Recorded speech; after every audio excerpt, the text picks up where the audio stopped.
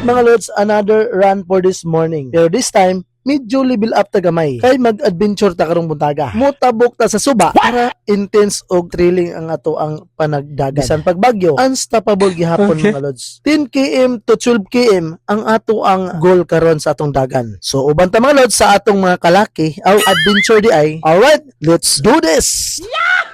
So mga lods, ang ato ang ruta karong buntaga, magsugod ta diri og dagan sa boulevard paingon sa inuman, dayon lapos sa Mandi Sindangan. Makaingon gyud ta kanimoy dagan, kuslan man. So diri ta una dagan sa tulay sa Gulyo. Dayon diri sa unahan sa tulay, medyo kuyaw kay ang mga sakyanan ay mong matagbuan, murag kusog kaayo ang dagan. Maong niliko na lang ko diri sa dato tangkilan kay diri murag safety ta sa dagan. Dayon maka-inhale po ta og risko kayo nga hangin kay basakan man diri nga part. Ug naa ko'y nakit-an diha nga mga bibi nga nagkaon diha sa basakan. Ug dayon lahos na ko diri sa eskwelahan sa Mandi. Dayon lusot ni sa highway. So diri na sa aksyon na sad ko kapuyaw. Kay grabe ang mga sakyanan murag sa imuha man paingon. Maong sa unahan miliko na pod ko aning barangay Lower Inuman paingon doon sa ilang gitawag nga Ilaya. Nindot po din dapita mga lod, daganan kay simentado man ang dalan. Dayon puro basakan ang imong makita pikas-pikas. Gani nay mga tao diha nga gatrabaho sa basakan. Kani nga oras manggod mga lod 6:30 pa rin sa buntag. So ang target na to diha is makaulit ta sa boulevard before mag 7:30 AM. So apas ta sa oras mga lod. Sa unahan gamay aning Lower Inuman nakita na ko ang migo nga si Bro GR Humawan. Grabe sa dintuhan ng padagan. Sayang motor ba? Shout out ni mo diha bro. Alright. Mi padayon ako sa ako ang panaw. Pag-abot na ko sa medyo mingaw nga area, dagan gihapon ta. Of course, unstoppable ta. Alright. Nadugay na kog dagan, murag nawala na ko. So diha nga side kabayo ang ako ang nakitaan. Murag ganahan kong musakayan. Kay murag nagsugod na pumaol ang ako ang bagtak og tiil. Ayun.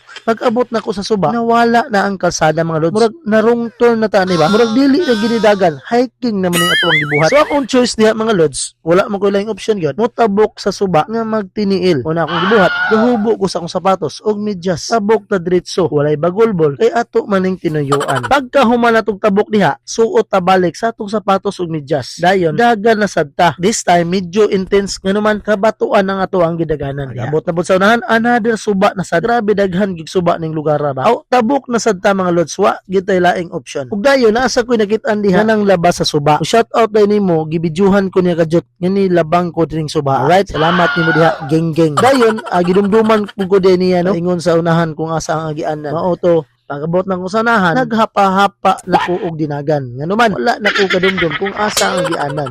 Ug shout out pre ko sa ko mga inaanak direk mga kinugos no. Okay, bless ninong mo diha kay karong Pasko tagaan ta mo og sinsilyo. Aw, grabe ka thrilling atong dagan karon mga lods. Sa pagkakaron naa na ko sa sentro sa Mandi. Dayon padulong nako sa Mayla nga area. Kanang sa kapihan di ay. Dayon lahos ko sa Mayla nga lugar ning dapit sa Suba. Finally mga lods, doon lagi ta sa boulevard. Kapoy pero lingaw. Sulit kayo ang panagdagan karong mga buntaga. O para matambalan ng kakapoy, kay naa na magita di sa boulevard. Aw, di sa buta mapahuway. Push up pa na to ni gamay mga lods para tambal sa pamaon ug sakit sa bagtak. Alright, let's go!